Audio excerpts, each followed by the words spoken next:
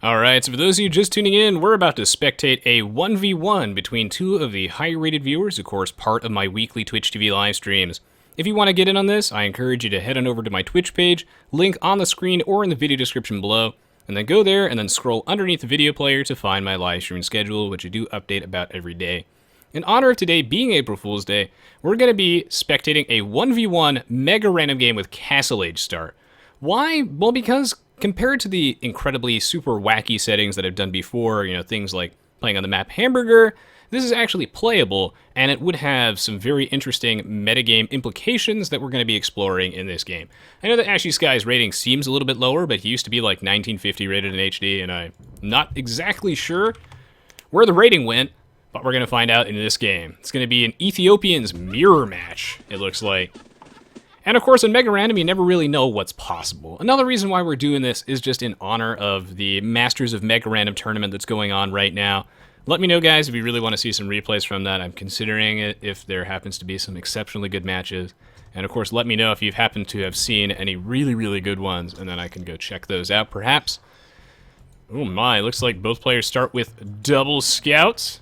And when I look at the way this and a barracks, not bad, not bad. So anyway, on the left side of the map, we have Von Wageningen playing as the purple or pink Ethiopians. And then on the far right side of the map, we have Ashy Sky playing as the teal Ethiopians. Now, I'm going to briefly flash the tech tree for those of you who aren't familiar with African kingdoms, but if you're not, then I've got everything you need on my YouTube channel and more. Not only do I have links to African Kingdoms expert games, I got tutorials, Civ overviews, gameplay videos, and plenty of things for other strategy games as well, in case you're interested. As always, I really appreciate it, guys, those of you who take the time to support the non-Aoe2 stuff as well, as Aoe2 doesn't pay the bills, so I need that other stuff on the side to sustain me too. On to the game itself. When it comes to Castle Age start, there are a lot of really interesting implications going on here, and as of the time that I'm recording this, we haven't seen very many matches of the Masters of MegaRandom tournament, so we still really don't know what the metagame's going to look like, and these are the type of settings that get me really excited because they're playable and they open up like a lot of different strategies. And even after the Masters of MegaRandom tournament, I think the players will still be able to innovate with these type of settings. One of the cooler things I saw today was in the Tato versus Skittle series that Tato actually ended up going for a very early stable and rushing his opponent with one knight and his scout cavalry. This is a lot stronger on the, believe it or not, a single one knight rush actually has some sort of, it actually can be pretty strong. Welcome to stream, S. Daco. And yeah, I thought those games are good too, Aoe2. But I've already seen them. So basically, you can rush your opponent with just one knight, because the idea is that since you start with Loom, you have 100 gold normally if you're not Ethiopians. You would have 100 gold, and then you can make only one knight with that 100 gold, and then move forward with your scout that starts with forging, scale barding armor, and bloodlines. All those things combined actually makes your scout and your single knight very strong, and it's something that you can kind of cheese your opponent out with really early in the game, and sometimes they just won't be ready for that. So I love to see players innovate like this, and I think the Ethiopians would be super cool in this type of Castle Age start, because not only do they start with additional resources since they're already in the Castle Age, just like they advance twice, but they also get the pikeman research for free, which means that this sort of one knight early game cavalry cheese won't be as strong as normal. Going for that one knight rush is also even better because players, while they're in the Castle Age, they still actually have to research pikemen, so they can only make spearmen early on. So it can be pretty difficult to deal with, but we've seen before that players can counter that, of course, with their own monastery. But even the monastery is not a perfect answer because your opponent has his scout that he can bring forward with him. There are a lot of interesting strategies you can do, though. The fact that Turks get light cavalry right off the bat actually shakes things up, makes their scout even stronger. You can even go for an incredibly greedy multiple town center boom and just try and turtle it up and hide behind your town centers and get a massive economy early. I really like that type of dynamic. And the whole Castle Age start thing makes for some faster and hopefully more interesting to watch games. We've already seen some action, in fact, as the early pikeman from Von Wageningen was an excellent reaction, did manage to pick off some of Ashy Sky's scouts. However, he has been housed here for approximately 3 million years, and this is going to set him back a lot, as he does not have enough wood to build a house. He has been housed for so long. Meanwhile, we swap over to Ashy Sky's perspective. He's actually only ahead by one population, but he is behind by one scout, and I believe he is missing like a pikeman or something like that. So Ashy Sky is significantly ahead in the economy department.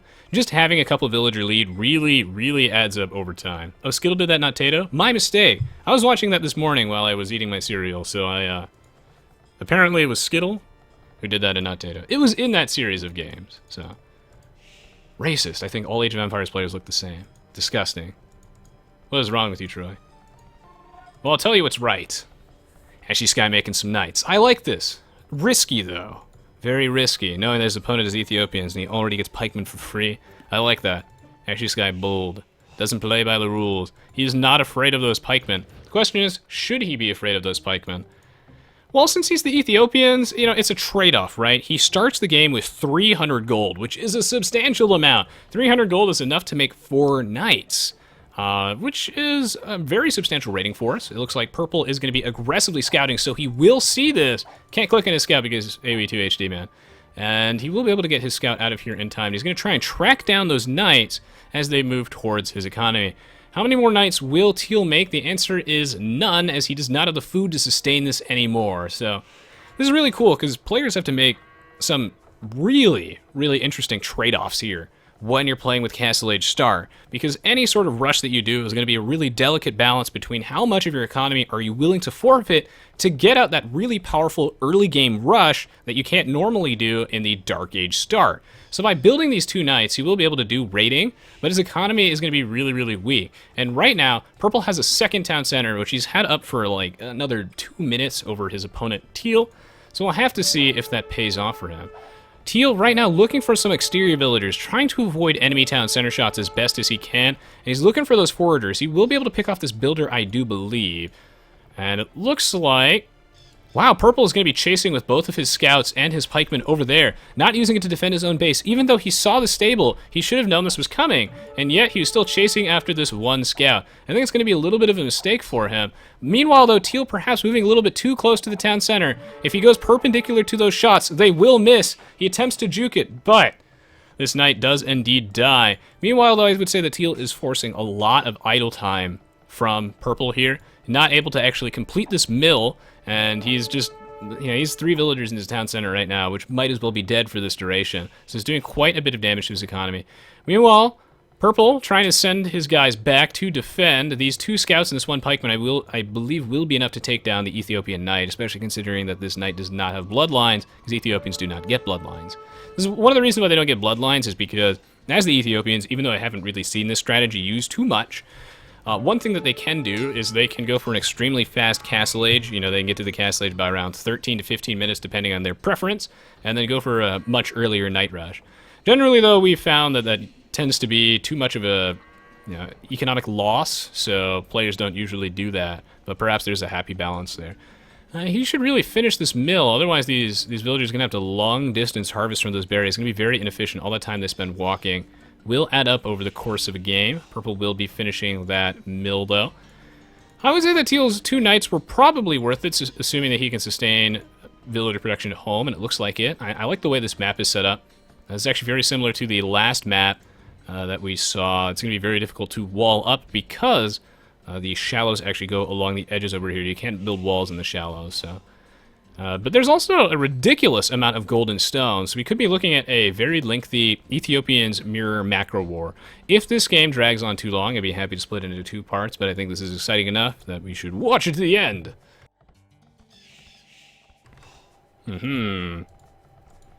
Well, looks like both players content to boom up. And by both players, I mean Teal is going to be putting down his 3rd town center well before Purple actually gets to.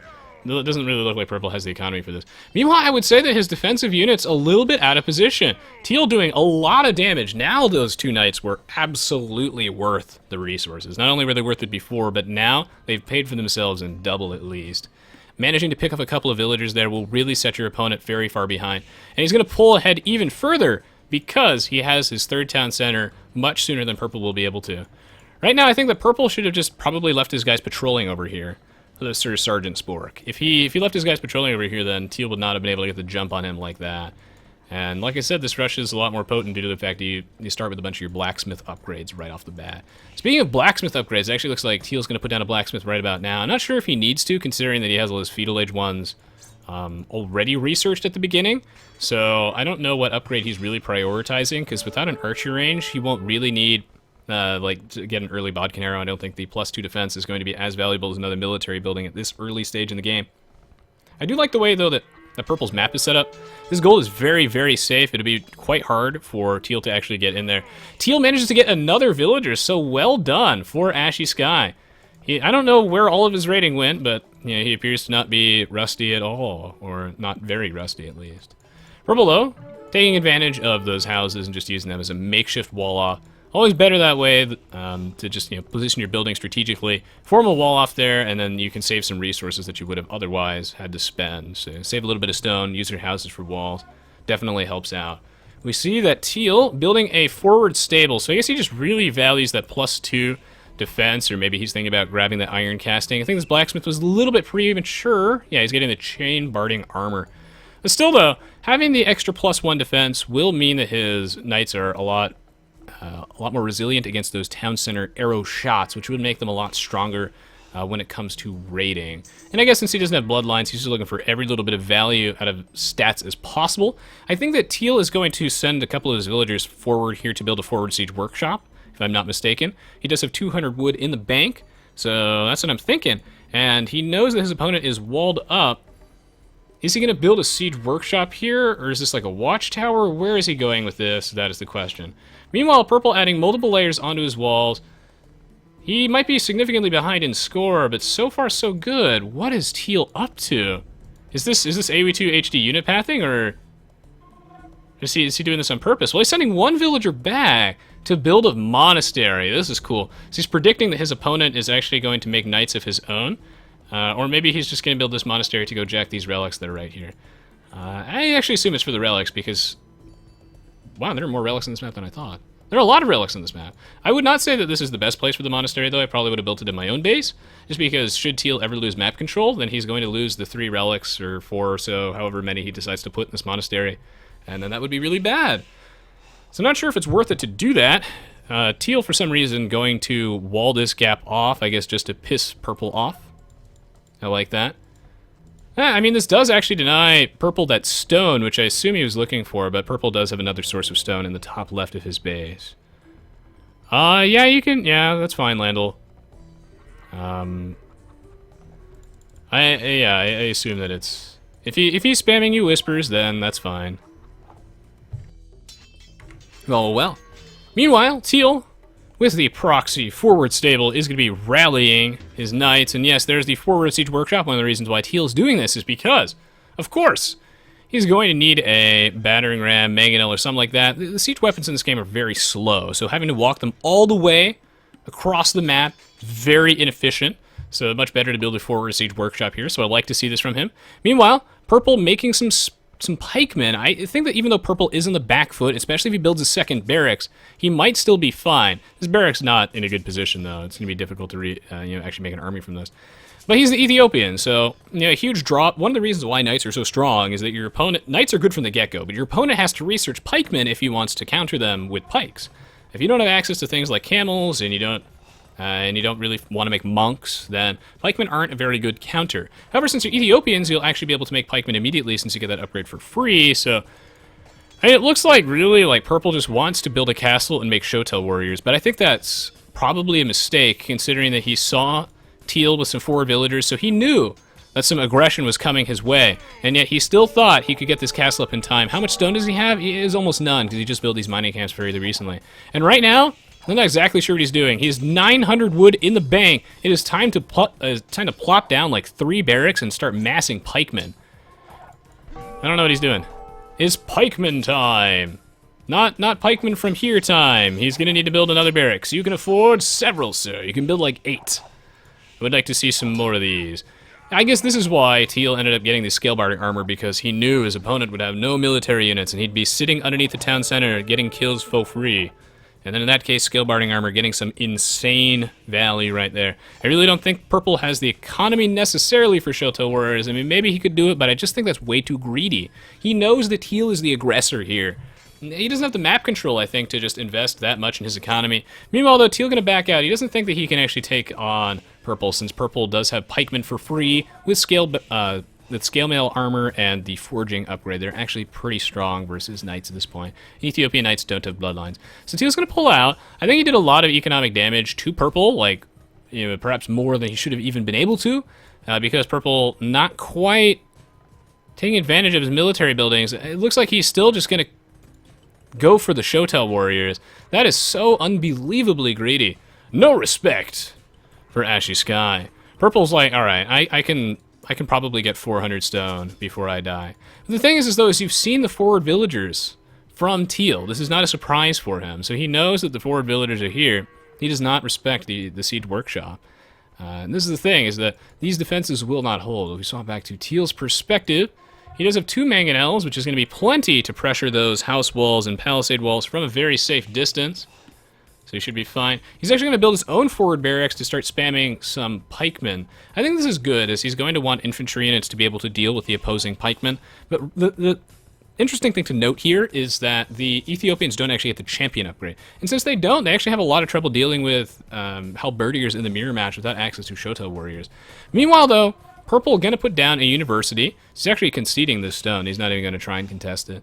And he has a defensive siege workshop. I like this siege workshop. I think it's positioned nicely, as this is the front line where the battle is usually going to take place, and this will allow him to deal with the enemy mangonels from the comfort of his own walls. Opening this before his villager gets here is a little bit risky, but he will be able to get away with it. Stajinchas, all right, one more thing. In what situation would you recommend scorpions over mangonels? When your opponent has a lot of, I guess, low pierce armor, low HP units usually. The thing is like with the mangonel, is that they're substantially worse when your opponent has things like cavalry, whereas scorpions can at least somewhat deal with them.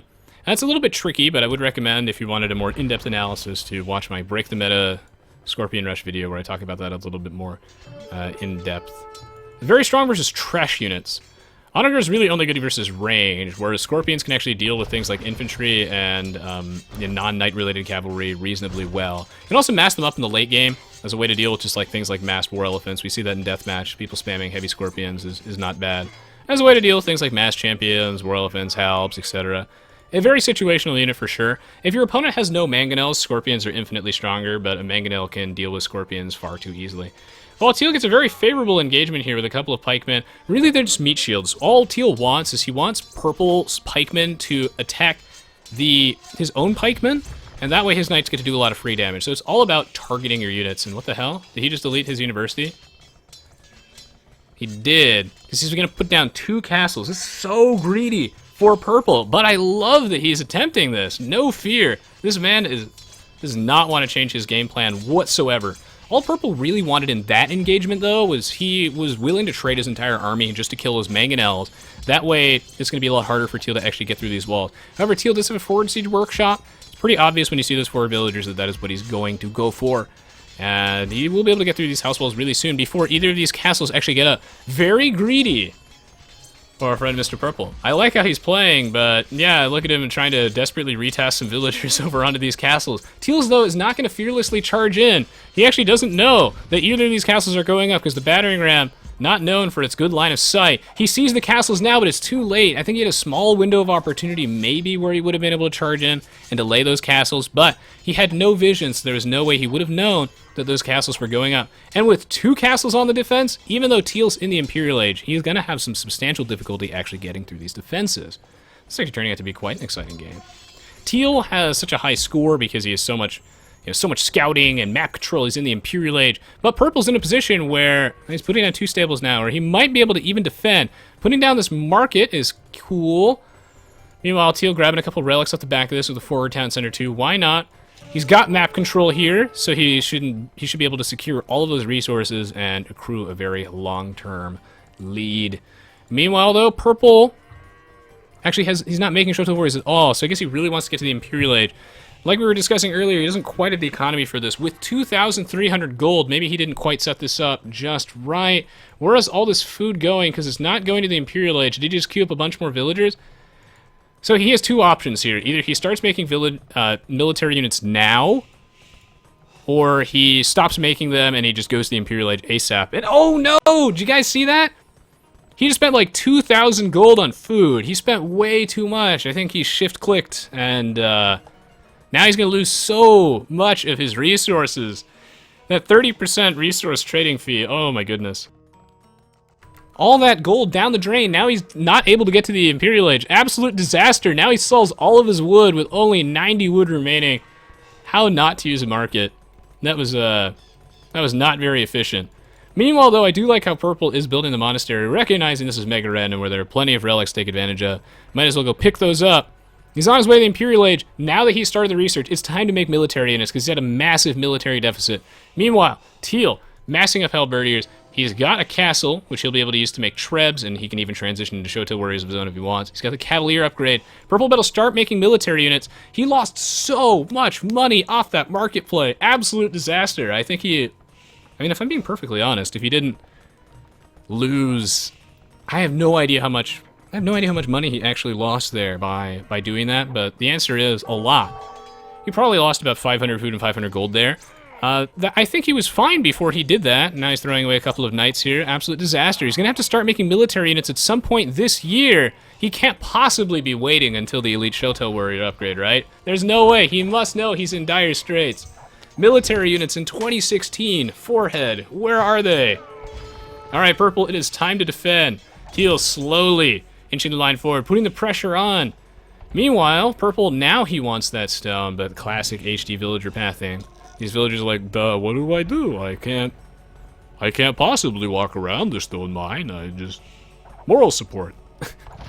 Meanwhile, Teal will be moving his Captorams forward. Purple does not have enough military units to defend against this. Exactly what is going on here? That is the question. Well, now he's queuing up Shotel warriors, but I really feel like he could have queued them up at any point prior, and he is housed still. So, what's his military population? Cavalry 4. Not quite going to cut it. I can't help but feel like Purple was in a good position, and that the market thing and just not queuing up military units, that he had a good plan. Or maybe not a good plan, but an interesting one that I was excited to see. And then I think it got butchered somewhere along the lines. It's just disaster after disaster.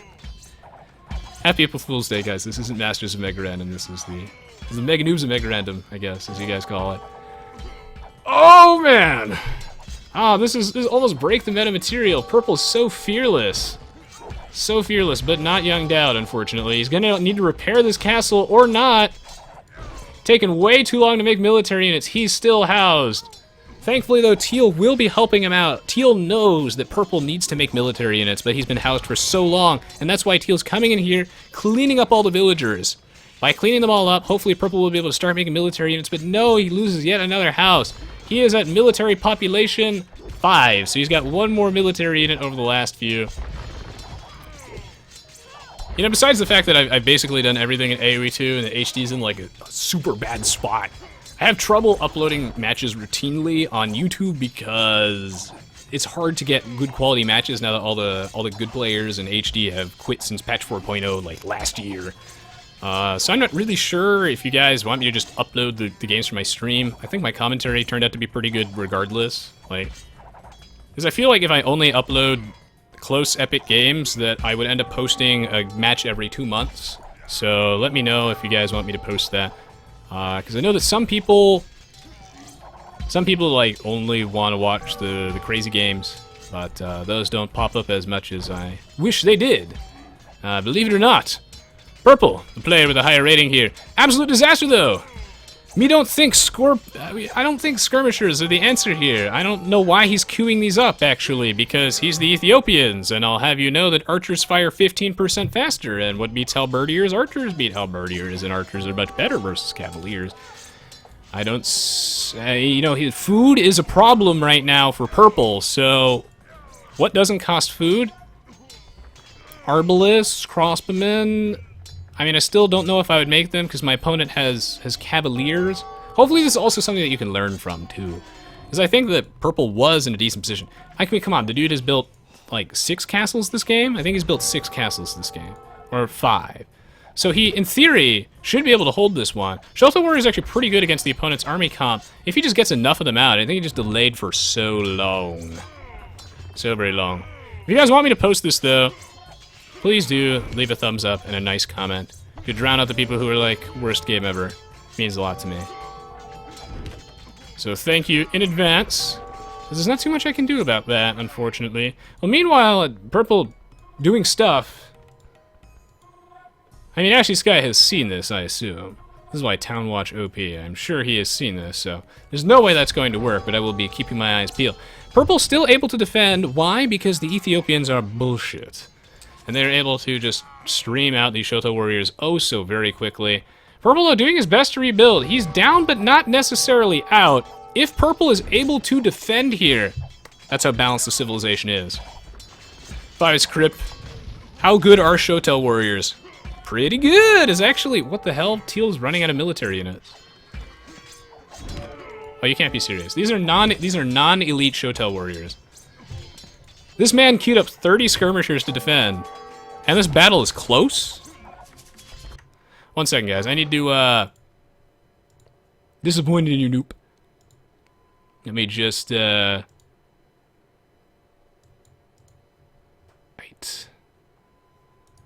There we go.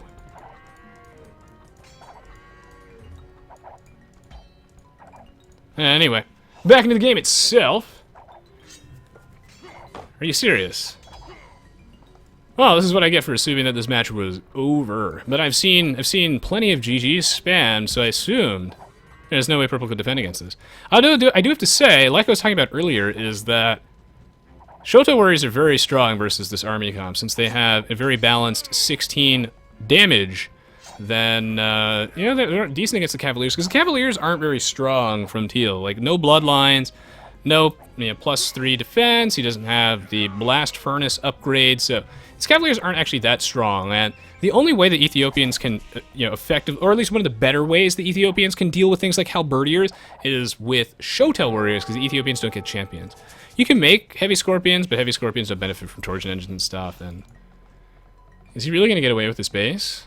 Oh my god. Don't count your chickens before they hatch.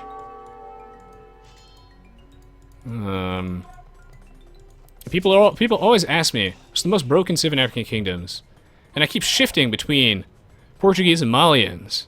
But a new challenger is approaching. Not only have we seen Berber's night rushes, where they have like 20% more knights than you, but now we're seeing Purple with an economy so small you need a microscope to see it.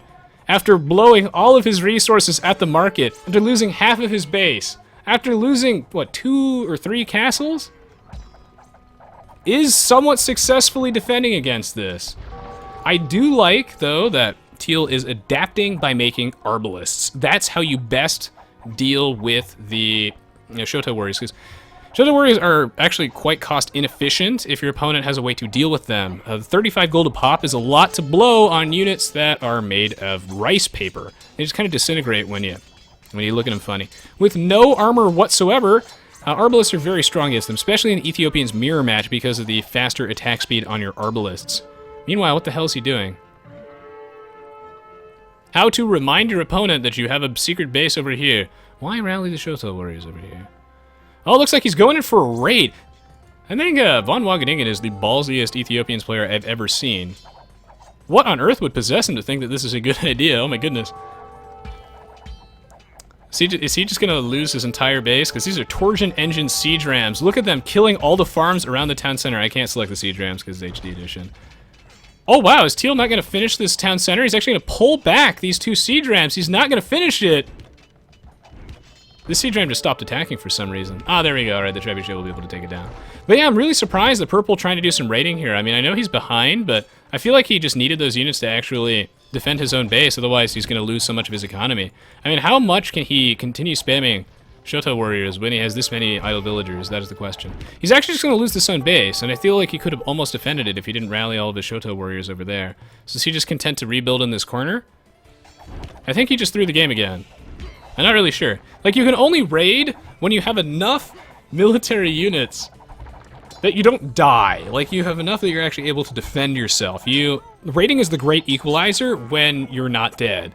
And I can't help but feel that he wouldn't have lost that town center, and he might have been able to defend if he actually built up some guys, because now all those villagers are idle, and I think he's going to build a transport ship and send his villagers over here.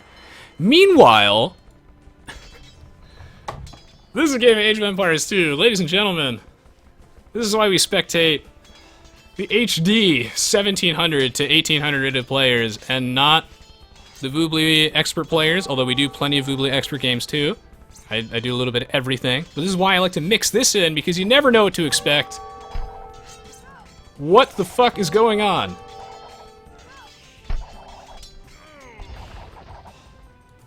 What am I looking at?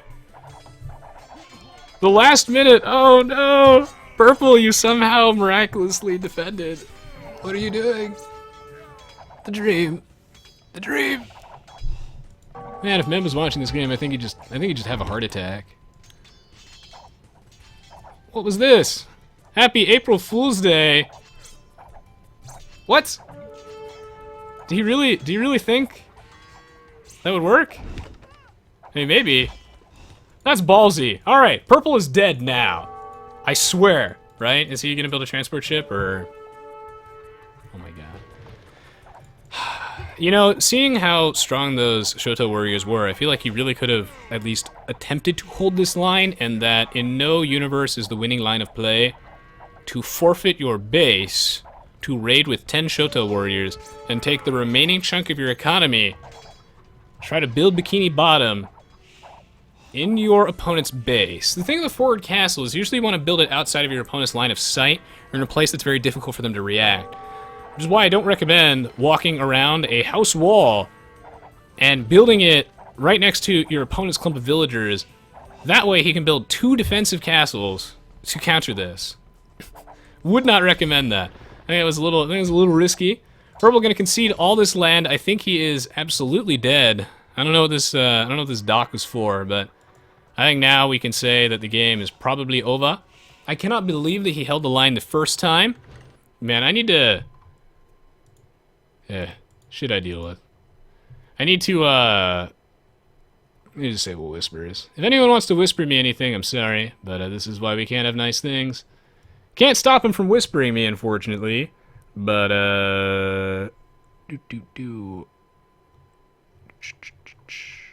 1 second.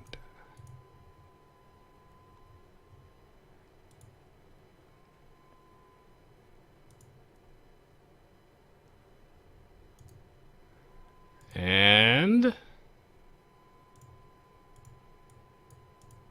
perfect! Alright, well, no one is allowed to whisper me anymore, so, if you wanted to whisper me, my sincerest apologies. Alright, JK, you're still allowed to whisper me. Really? But I just ignored him. I'm sorry, guys. I don't know how to deal with that. Yeah. I've turned whispers off. You can't whisper me anymore. All right, well, no more Twitch chat for the rest of the day, I guess. I don't know. I can't do anything about this. I've both ignored him and disabled whispers. So I guess he's the elite computer hacker. He's figured out how to game the system. And yeah, it looks like that is the game. So Purple does indeed lose. People are like, Troy, why do you have so little fun playing HD? Because I get people like that spamming the lobby, just filling it. People troll me all day. And since Aoe2 HD doesn't have devs, we are powerless. We can't do anything. There's no way to password protect a lobby. We're at the mercy of the trolls. The struggle. Half the stream's not gameplay. But regardless, I hope you guys enjoyed this gameplay, as I thought that this match was a little bit ridiculous and something very fitting for April Fool's Day. It's just a very stupid match of Age of Empires 2 with some bizarre settings. I cannot believe, and I can't stress this enough, I really cannot believe that Purple actually managed to hold the line when everyone thought he was dead versus Teal. I really cannot believe he held the line the first time. But life finds a way, as he did manage to perhaps lose anyway. I don't know if he would have been able to defend, but that was a very, very interesting series of events. And I think that just goes to show how strong the Shotel warriors really can be, but I do think that Teal responded appropriately. I do think that Purple had a good game plan in mind, and despite a couple of blunders, I thought it was really cute. And it actually almost worked, so you know, he conceded a lot of ground early on, and yet he still managed to actually hold the line there. Shotel warriors were, I think, the answer. I think Teal responded appropriately, though, by making the Arbalest unit. I think Arbalists were by far the best answer to Shotel Warriors, since Shotel Warriors have such low armor, and the Arbalist fires very quickly, so yeah, I thought that was a very good decision on his part, so I like to see that. Very, very bizarre game of Age of Empires 2. And yeah, Purple actually had a bigger economy in the end. He just never really got this military units out. I also can't stress enough that Purple managed to defend with Castle Age Shotel Warriors, not actually the Elite Shotel Warrior, which makes that even more badass. I still think, though, that that unit is very strong, but more or less strong in a vacuum, and it's the type of thing that is very easily countered. But I talk about this in the How Balanced Are the New Civilizations video that I have on YouTube. If you're interested in seeing a little bit more analysis on that, I do think that Shotel Warriors, as long as you happen to be prepared for them, and you have counters, that they are not as strong as they may seem, and they were just the right unit in this situation. That's why they appear to be so good.